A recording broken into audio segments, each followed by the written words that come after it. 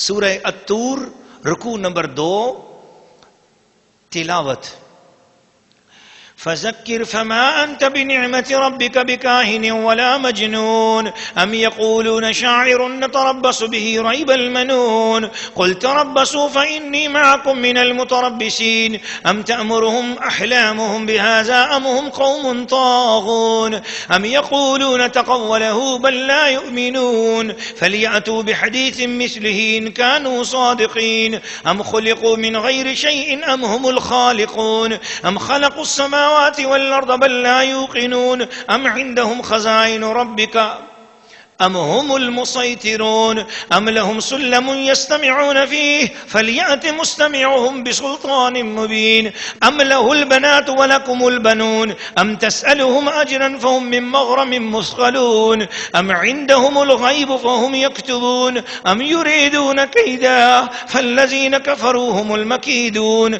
أم لهم إله غير الله سبحان الله عما يشركون وإن يروا كسفا من السماء ساقطا يقولوا سحاب مركوم فذرهم حتى يلاقوا يومهم الذي فيه يصعقون يوم لا يغني عنهم كيدهم شيئا ولا هم ينصرون وإن للذين ظلموا عذابا دون ذلك ولكن أكثرهم لا يعلمون فاصبر لحكم ربك فإنك بأعيننا وسبح بحمد ربك حين تقوم ومن الليل فسبحه وإدبار النجوم.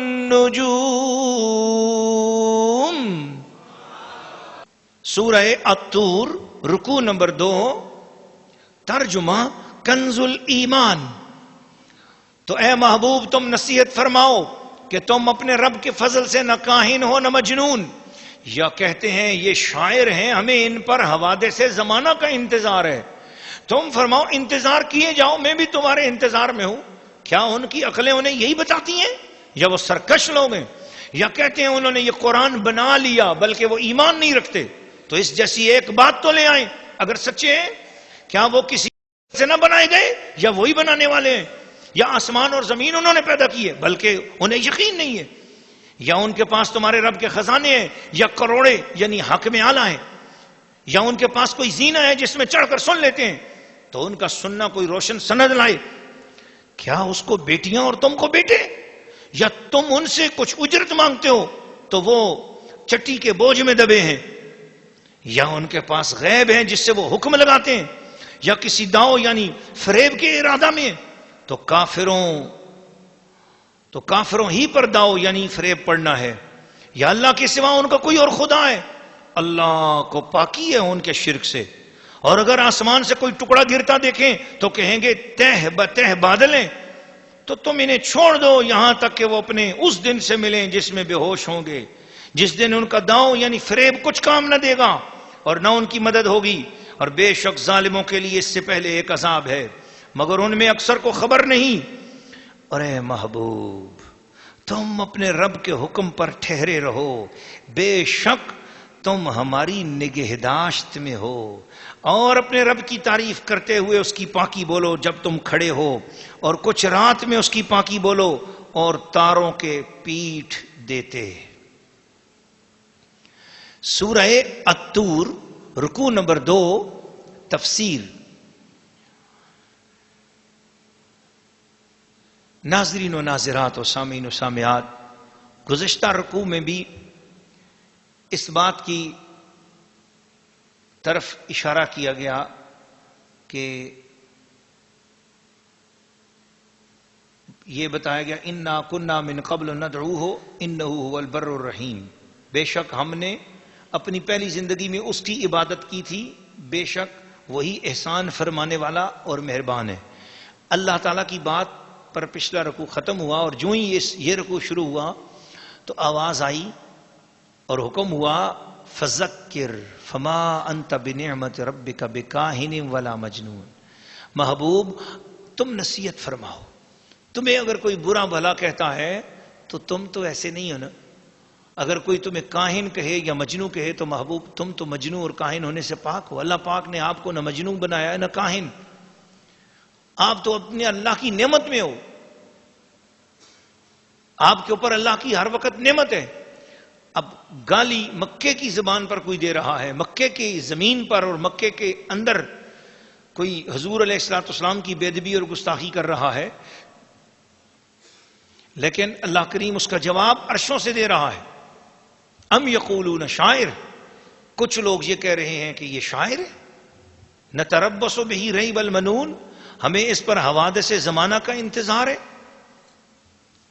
فرمایا قل تربصوا، تم انتظار کر رہے ہو میرے محبوب کے برے وقت کا؟ استغفر اللہ العظیم کہ کوئی ان پر برا وقت آئے گا؟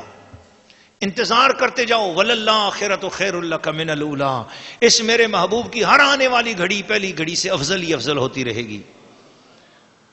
تو یہ باتیں بار بار ان سے سوال کیا گیا، بتاؤ نا یہ آسمان تم نے بنائے، یہ زمین تم نے بنائی ہے؟